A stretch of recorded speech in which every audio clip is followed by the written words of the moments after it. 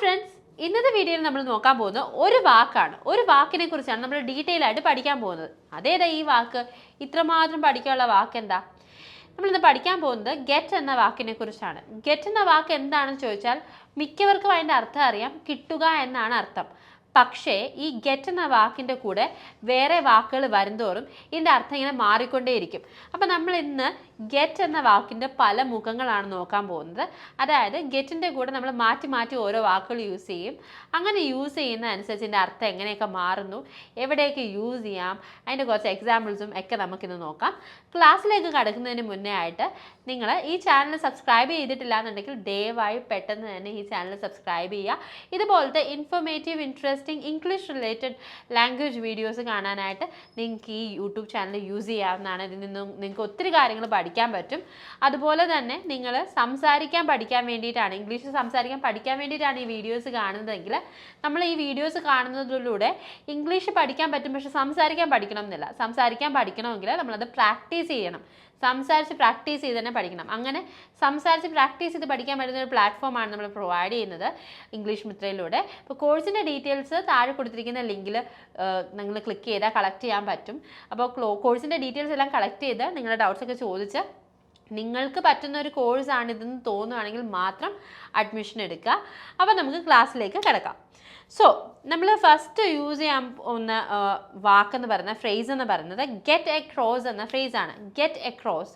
Get across എന്ന് പറയുമ്പോൾ പെട്ടെന്ന് നമുക്ക് വരുന്നത് എന്താ, കടന്നു പോവുക, എവിടെയെങ്കിലും കടന്നു പോവുക എന്നാണ്. ഗെറ്റ് അക്രോസ് ദ റിവർ, അങ്ങനെ നദി കടന്നു പോവുക എന്നുള്ള അർത്ഥമായിരിക്കും വരുന്നത്. അതൊക്കെ യൂഷ്വലി നമ്മൾ യൂസ് ചെയ്യുന്നതാണ്. പക്ഷേ ഗെറ്റ് അക്രോസിന് വേറൊരു നല്ല മീനിങ് ഉണ്ട്, ധരിപ്പിക്കുക എന്ന് വെച്ചാൽ എന്തെങ്കിലും ഒരു കാര്യം ഒരാളെ പറഞ്ഞ് മനസ്സിലാക്കി കൊടുക്കുക, പറഞ്ഞ് ധരിപ്പിക്കുക എന്നുള്ള അർത്ഥത്തിൽ നമുക്ക് ഗെറ്റ് അക്രോസ് എന്ന ഫ്രേസ് യൂസ് ചെയ്യാവുന്നതാണ്. ഉദാഹരണത്തിന്, വി ട്രൈ ടു ഗെറ്റ് ആ point across but he just didn't understand.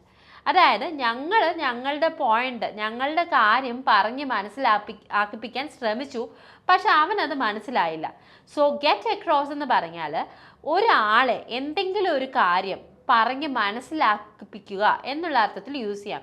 ഉദാഹരണത്തിന്, ഗെറ്റ് ദിസ് അക്രോസ് ഹിം എന്ന് വെച്ചാൽ ഈ കാര്യം ഇത് അവനെ പറഞ്ഞ് മനസ്സിലാക്കി കൊടുക്കുക, അല്ലെങ്കിൽ അവനെ അറിയിപ്പിക്കുക, അവനെ ധരിപ്പിക്കുക എന്നുള്ള അർത്ഥത്തിൽ നമുക്ക് യൂസ് ചെയ്യാം. ഇനി അടുത്ത ഫ്രേസാണ് ഗെറ്റ് അലോങ്. ഗെറ്റ് അലോങ് എന്ന് വെച്ചാൽ ഒത്തുപോവുക. അതായത് രണ്ടുപേരും തമ്മിൽ നല്ല ഒരു റിലേഷനിൽ ഒത്തുപോവുക എന്നുള്ള അർത്ഥത്തിൽ നമുക്ക് ഗെറ്റ് അലോങ് യൂസ് ചെയ്യാവുന്നതാണ്.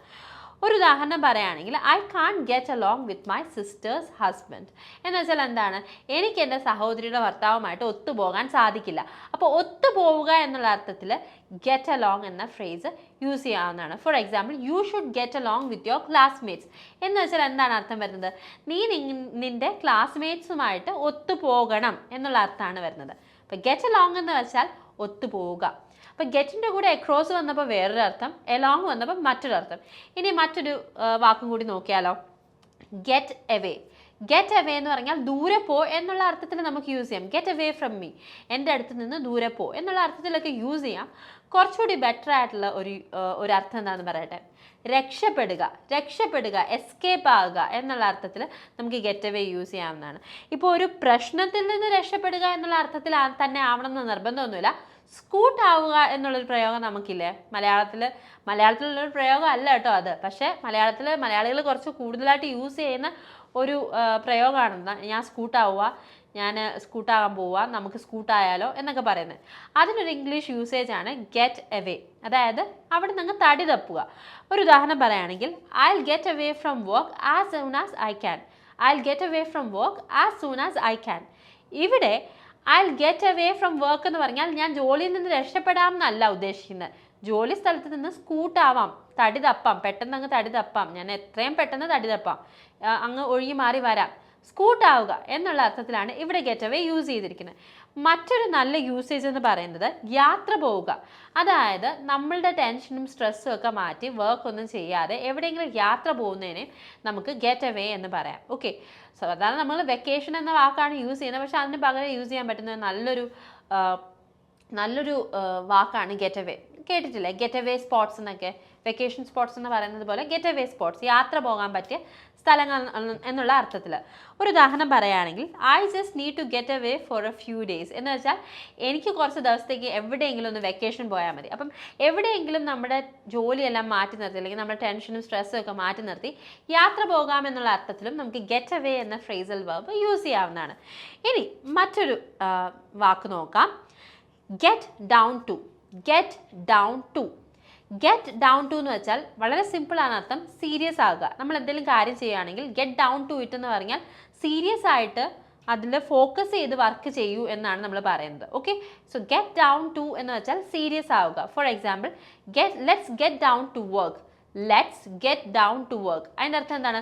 നമ്മൾ സീരിയസ് ആയിട്ട് ഫോക്കസ് ചെയ്ത് വർക്ക് ചെയ്യേണ്ടതാണ്, നമുക്ക് ചെയ്യാം എന്നുള്ള അർത്ഥത്തിലാണ് നമുക്ക് let's get down to work എന്ന സെൻറ്റൻസ് നമ്മൾ പറയുന്നത്. Okay, let's get down to business, let's get down to work എന്നുള്ള കാര്യമൊക്കെ നമ്മൾ സീരിയസ് ആയിട്ട് ഫോക്കസ് ചെയ്ത് ഈ കാര്യം ചെയ്യാൻ തുടങ്ങാം എന്ന അർത്ഥത്തിലാണ് യൂസ് ചെയ്യുന്നത്. ഇനി നമുക്ക് അടുത്ത ഫ്രേസൽ വെർബ് നോക്കാം, get in. Okay, get in. Get in എന്ന ഫ്രേസൽ വെർബ് നമ്മൾ യൂസ് ചെയ്യുന്നത് പ്രവേശനം കിട്ടുക എന്നുള്ള അർത്ഥത്തിലാണ്. പ്രവേശനം കിട്ടുക. പ്രവേശനം കിട്ടുക എന്ന് വെച്ചാൽ എന്താണ്? നമ്മൾ പറയത്തില്ലേ, കോളേജിൽ പ്രവേശനം കിട്ടുക, അഡ്മിഷൻ കിട്ടുക, അല്ലെങ്കിൽ സ്കൂളിൽ അഡ്മിഷൻ കിട്ടുക, അങ്ങനത്തെ അർത്ഥത്തിൽ നമുക്ക് യൂസ് ചെയ്യാൻ പറ്റുന്ന ഒരു ഫ്രേസൽ വെർബാണ് ഗെറ്റ് ഇൻ എന്ന് പറയുന്നത്. For example, he got into a good college എന്ന് വെച്ചാൽ എന്താണ്? അവന് നല്ലൊരു കോളേജിൽ പ്രവേശനം കിട്ടി എന്നാണ് അർത്ഥം വരുന്നത്. ഓക്കെ, സോ എവിടെയെങ്കിലും പ്രവേശനം കിട്ടുക എന്നുള്ള അർത്ഥത്തിൽ നമുക്ക് ഗെറ്റ് ഇൻ എന്ന ഫ്രേസൽ വെർബ് യൂസ് ചെയ്യാവുന്നതാണ്. ഇനി അടുത്തത് get of. Get of. Get of എന്നുള്ള വാക്ക് നമ്മൾ യൂസ് ചെയ്യുന്നത് താഴെ ഇറങ്ങുക എന്നുള്ള അർത്ഥത്തിലാണ്. വെറുതെ താഴെ ഇറങ്ങുന്നതിനല്ല, ബസ്, പ്ലെയിൻ, ട്രെയിൻ എന്നീ വലിയ വാഹനങ്ങളിൽ നിന്ന് താഴെ ഇറങ്ങുന്നതിന് നമ്മൾ ഗെറ്റ് ഓഫ് എന്ന ഫ്രേസൽ വെർബാണ് യൂസ് ചെയ്യുന്നത്. For example, I got of the bus at 9 AM. ഞാൻ രാവിലെ 9 മണിക്ക് ബസ്സിൽ നിന്ന് ഇറങ്ങി. അപ്പോൾ ബസ്, ബസ്, ട്രെയിന്, പ്ലെയിൻ അങ്ങനത്തെ വലിയ വാഹനങ്ങളിൽ നിന്ന് നമ്മൾ പുറത്തിറങ്ങുമ്പോൾ നമ്മൾ ഗെറ്റ് ഓഫ് എന്ന ഫ്രേസൽ വെർബാണ് യൂസ് ചെയ്യുന്നത്. ഓക്കെ, ഗെറ്റ് ഔട്ട് എന്ന് നമ്മൾ യൂസ് ചെയ്യാറില്ല. I got out of bus എന്ന് നമ്മൾ അങ്ങനെ പറയാറില്ല. I got of the bus എന്നാണ് പറയുന്നത്. ഓക്കെ, ഇനി അടുത്ത ഫ്രേസൽ വെർബ് എന്ന് പറയുന്നത് ഗെറ്റ് ഓൺ. ഗെറ്റ് ഓൺ എന്ന് വെച്ചാൽ എന്തെങ്കിലും ഒരു കാര്യത്തിൽ നമ്മൾ മുന്നോട്ട് പോവുക, ഒരു തടസ്സമില്ലാതെ മുന്നോട്ട് പോകുന്നതിനാണ് നമ്മൾ ഗെറ്റ് ഓൺ എന്ന് പറയുന്നത്. ഉദാഹരണത്തിന്, forget about the past, get on with your life എന്ന് വെച്ചാൽ എന്താണ് അർത്ഥം? നേരത്തെ നടന്ന കാര്യം നീ വിടുക, അതിനെക്കുറിച്ച് മറക്കുക, ഇനി നിൻ്റെ ജീവിതത്തിൽ നീ മുന്നോട്ട് പോവുക. സോ മുന്നോട്ട് പോവുക, ഒരു ലക്ഷ്യത്തിലെത്താനായിട്ട് മുന്നോട്ട് പോവുക എന്നുള്ള അർത്ഥത്തിലൊക്കെ നമുക്ക് ഗെറ്റ് ഓൺ എന്ന ഫ്രേസൽ വെർബ് യൂസ് ചെയ്യാവുന്നതാണ്. ഇനി അടുത്ത ഫ്രേസൽ വെർബാണ് ഗെറ്റ് ഓവർ.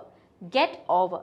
ഗെറ്റ് ഓവർ എന്ന് വെച്ചാൽ തരണം ചെയ്യുക എന്നാണ് അർത്ഥം. തരണം ചെയ്യുക, എന്തെങ്കിലും ഒരു പ്രശ്നത്തിനെ അല്ലെങ്കിൽ ഏതെങ്കിലും ഒരു വ്യക്തിയെ തരണം ചെയ്യുക എന്നുള്ള അർത്ഥത്തിൽ നമുക്ക് ഗെറ്റ് ഓവർ എന്നുള്ള ഒരു ഫ്രേസൽ വെർബ് യൂസ് ചെയ്യാവുന്നതാണ്. For example, it took him years to get over the shock of his wife's death.